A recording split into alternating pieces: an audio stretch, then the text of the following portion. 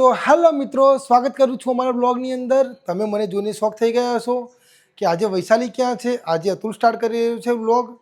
તો થયું એવું કાલે રાતે કે 8-9 વાગ્યા સુધી સૂતા જ નહોતા. એમને તળિયેથી મસ્તી બહુ બધી. એમને ઓલમોસ્ટ અમે 2:30-3 વાગે સુવાડ્યા. તો ઓબ્વિયસલી કે મોડા સૂવ્યા હતા તો અમે મોડા ઉઠવાના જ છે. તો આહાન વિહાન ને વૈશાલી ત્રણેય અત્યારે સૂઈ રહ્યા છે. એલેક્સા ગઈ છે સ્કૂલમાં. તો એની સ્કૂલ બસ જોડે જ્યારે હું મૂકવા માટે ગયો એના પછી મને ઊંઘ આવતી નથી. તો હું નાહી ધોઈને રેડી થઈ ગયો, મારી કોફી પી લીધી. પછી અચાનક મને યાદ આવ્યું કે મારા ગાડીને પણ નાહવાની જરૂર છે. આઈ મીન કે મારા ગાડીને પણ વોશિંગની જરૂર છે. કારણ કે વરસાદના લીધે બહુ ગંદાતી ગાડી થઈ ગઈ છે અને ડાર્ક કલર છે તો ગંદાતી ગાડી સારી ના લાગે. અને અમારે ઓલરેડી જવાનું છે સન્ડે એક ફંક્શન એટેન્ડ કરવા માટે. તો પછી કાલે છે રક્ષાબંધન, તો સમય મળશે નહીં. તો હું પ્લાન કરી રહ્યો છું આહાન વિહાન ઉઠે તો ત્યાં સુધી મારા સુધી 1 કલાકનો સમય છે. 1 કલાકનો થોડો ગેપનો યુઝ કરીને હું મારી કારને ફટાફટ વોશિંગ કરાવીને આવું. તો ચાલો મારા સાથે મારા સફારીની વોશિંગમાં.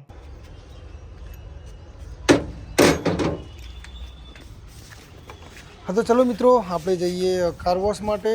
તો તમે જોઈ જ રહ્યા છો મારા સાસુ સસરા મારા જોડે છે.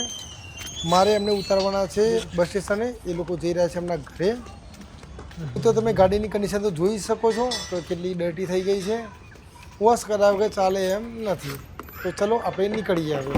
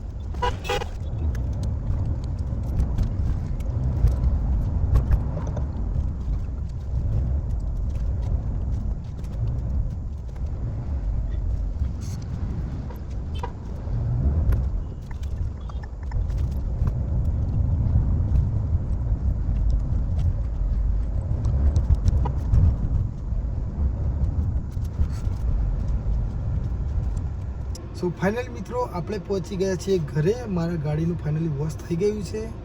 હવે થોડી ગાડી સારી લાગે છે, તો સન્ડે માટે ગાડી ફાઇનલી રેડી થઈ ગઈ છે. તો આ બ્લોગને અહીંયા જ હું ખતમ કરીશ.